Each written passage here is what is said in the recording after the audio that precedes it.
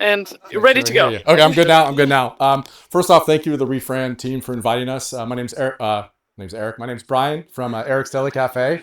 We're a local brand founded in 1973. I'll just say a little about myself before turning it over to our franchise partner. I joined the brand about 18 years ago. I do like to joke. I've been there all my life. I don't look like my father. I do a little bit. Can't grow the beard. But I joined 18 years ago, fresh out of Santa Clara Law School. So a local resident here in Campbell, go Broncos. From there, I had the pleasure of being named president at the end of 2019, which was perfect timing. Thank you, Dad. From there, we got through COVID, 29 stores, all 29 stayed open. From there, I was named CEO in January 2024, 2 months after my daughter was born. So time has no meaning. Good luck, Kyle. So I joke on that, but I do want to take a moment and bring up Rick Junker, a franchisee who's now working with us as a franchisor, because I truly see franchise businesses as a partnership.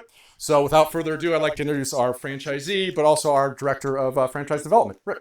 Hi. Hey, everybody. It's working? Yeah. So thanks, Brian. Keep it closer. Sorry. Thanks, Brian. I'll give you a quick, Brian gave you some of the history, but do you have the clicker? Where we going here? So we've been around since 1973. Erik started the company on a small budget on trying to build a community operation. We just opened San Francisco with our 29th location recently. What can I tell you about? Sorry, new at this. We've been franchising for a long time, but we've done it very organically in the past. So it's just been sort of like myself, for example. I was an operator, I was a manager, I worked for another franchisee, became a franchisee after a while. A lot of our operators are the same way. We have 29 stores, and maybe 8 or 10 of them are owned by past managers, so they've come from within the company.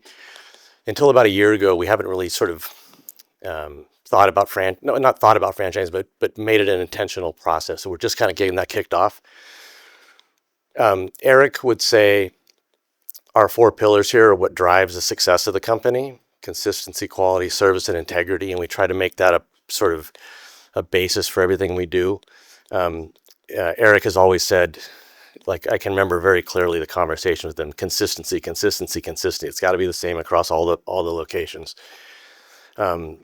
Quality, of course. A lot of our recipes, our soups, for example, are family recipes that are now obviously being made in larger vats for bigger audiences. And I would say integrity. Service is a key thing for any restaurant, any business in general, but a restaurant business. But integrity is something that we find really valuable, and probably one of the main pillars of the company. Erik wants to be able to look his customers in the eye and say, yeah, the product we're giving you, the service we're giving you, the way we're operating in a community is of value. Am I going backwards, or is that? No, I think that's it. Yeah. So that's kind of my spiel. I hope I have questions. If I can answer anything about what we're doing and how we're operating in the community, I would love to do that. Cool. Awesome.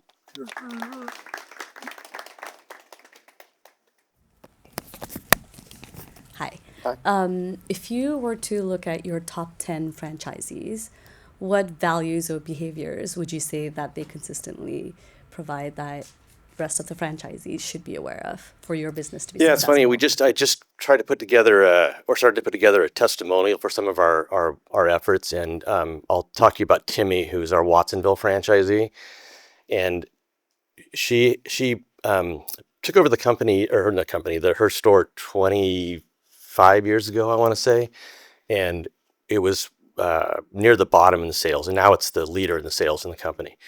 And she would say the first thing is she takes immense pride in what she does. So she worked hard. Right now it's a little easier for her. She's not working quite as much, but at the beginning, she put in the hours, she put in the time. She's out in the community, doing events or doing donations and being a part of it. So it's, Watsonville, I don't know if you guys know the area. You guys know the area, right? It's a smaller community and what's growing now, but she's been out there doing things, and being consistent in what she's doing, and she's living in the neighborhood and being out there, succeeding in providing stuff for the people in the community. So We'll take one more question.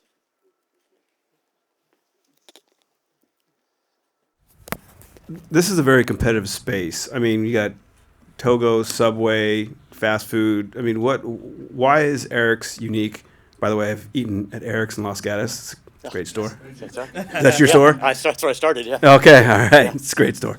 But if someone's going to start a franchise, why go into sandwiches? Why do this? Yeah, it is a competitive space, and it's a harder space to make money, like a lot of spaces are, than it used to be, right? I think Erik's does. If the question is why sandwiches or why food, that's passion driven a lot of times, or vibe driven or feeling driven. I think Erik specifically in that space, we sort of hit a middle ground. Our investments are a little lower. We don't need as much to get started. We're not doing slab buildings. We're usually inline kind of thing. So there's an opportunity for a lot of like I said, a lot of our operators. What is the point of entry? Almost at time, so Give me the number on the price of entry. It's super. It's like you guys can imagine. It varies a bunch. Our FDD says 200 to 500 for 200 to 550, but I'll talk to you about it afterwards. But it really depends. We're taking over a lot of second generation spaces. Excuse me. So it can be a lot lower that way. But Cool. but the answer question is a competitive space, 100%. thank you. Yes. Thank you, Rick. Yeah. Awesome.